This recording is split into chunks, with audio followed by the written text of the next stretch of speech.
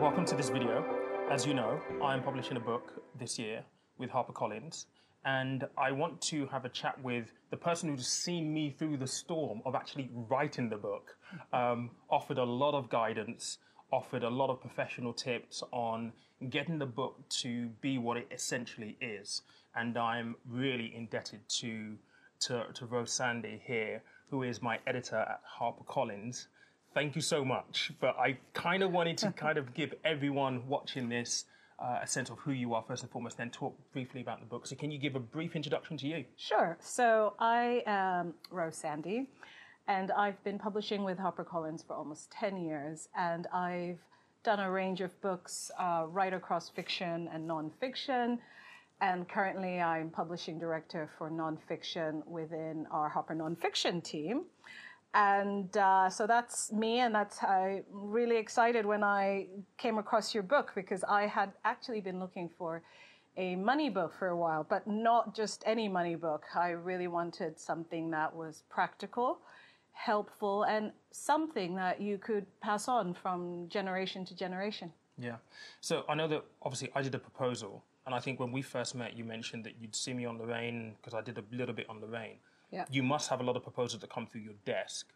Was there anything in particular that stood out about the book that you think will benefit the readers who end up buying this and reading the book? I think most importantly for me, it was the debunking of the myths around financial jargon and around financial institutions and just financial, not only language, but that whole area. Mm-hmm. There's a lovely bit you put in the book about a lot of people, once they're in money troubles, they put their heads in the sand. And I think for me, what was really important about this book was about how do we get our head out of the sand and actually face the problem head on, but in a non-threatening way, and in a way that was digestible, in a way that was practical, and in a way that we take back control. And your tagline around being your own financial hero is really something that sold it to me, because it was about you taking back control of money, and something that we all have to deal with. We all have an interface with money. The other thing that was very interesting for me is you being a financial expert, and not all of us can afford to go to see a financial expert to sort of go into the weeds of our finances. And I thought this book really hit on the key points that people just really needed to understand and get back into the driving seat of their finances. Yeah. So. I got to say, working with you on writing the book and obviously getting it edited down, so this is one thing that Rose did really, really well. It's very, very easy to get into technical definitions sometimes, right? And one of the things that I wanted the book to be is practical. So there are exercises through the book, tasks through the book that we take you through to help you establish how you implement each of the principles in the formula. And you were very, very good at making sure that it was always kind of like simple, easy, not too complicated to understand, to the point you had some great suggestions around actually adding, glossary in terms of the terms and all that kind of stuff as well.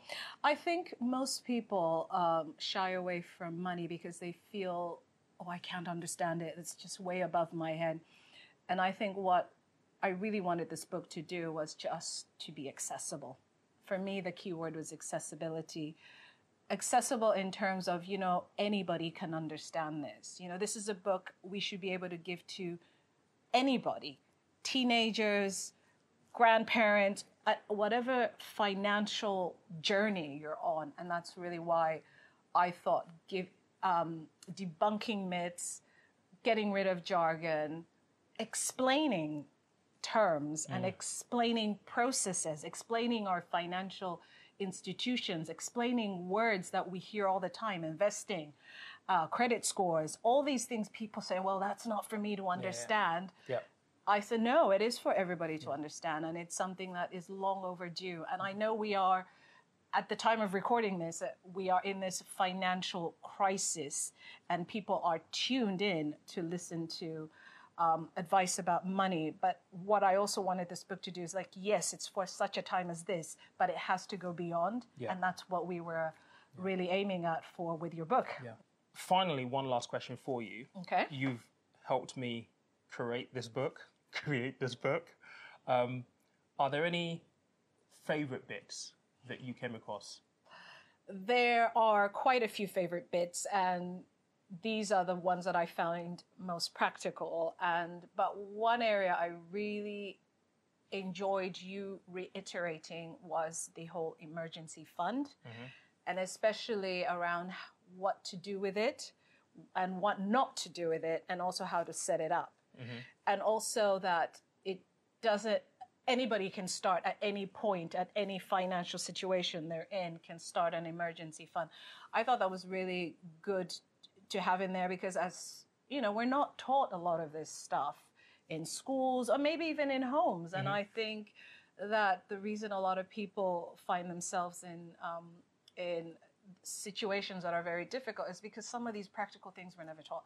So emergency fund was a good one for me. I also like the investment chapter because I think most people think they can't invest, but that's, again, you made it accessible, that it doesn't matter what financial situation you're in, you can start at different levels at your particular situation. Yeah.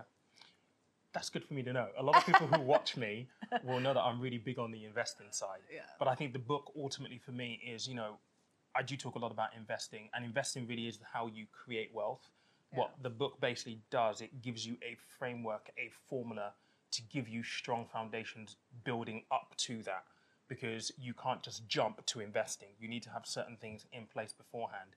And believe me, this is repeatable. And because there are 5 sections to the formula, you can go and take the first section, second section, third section, wherever you are.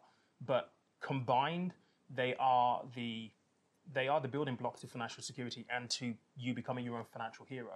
And look, the book is going to be available. It's going to be out, published March 16th. You can pre-order right now at all of the good book outlets. I hope you've enjoyed this. I can't wait for you to get the book in your hand. And thank you to Rose as well. Thank you. Thank you. I'm sure you're going to help lots of people.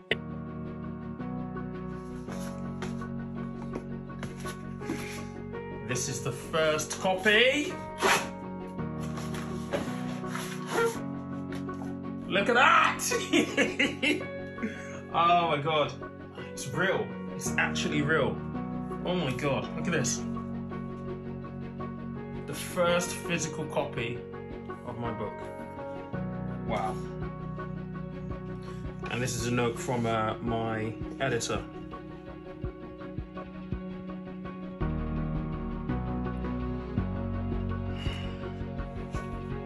I'm so happy. All right, so, man, this is absolutely bonkers what I'm about to tell you. I mean, you may not think it's bonkers, but it's bonkers to me. So I got a message on Instagram yesterday saying, hey, I picked up your book in France yesterday. I've started to read it.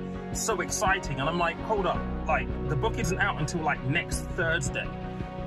Please, can you screenshot me or send me a picture with the book or something like that? And I just got this in my DMs on Instagram, the book being sold in France. Now, I thought it was going to be available in the UK and the Commonwealth, but it's stocked in France. People are buying the book in France. Like, my mind is just, my tiny little brain is just blown right now. And I'm just so excited, man. It's just unbelievable. This is such an amazing feeling. And I just want to say thank you, Emily. This is amazing. Thank you so, so much. Like, I'm just speechless. I'm speechless.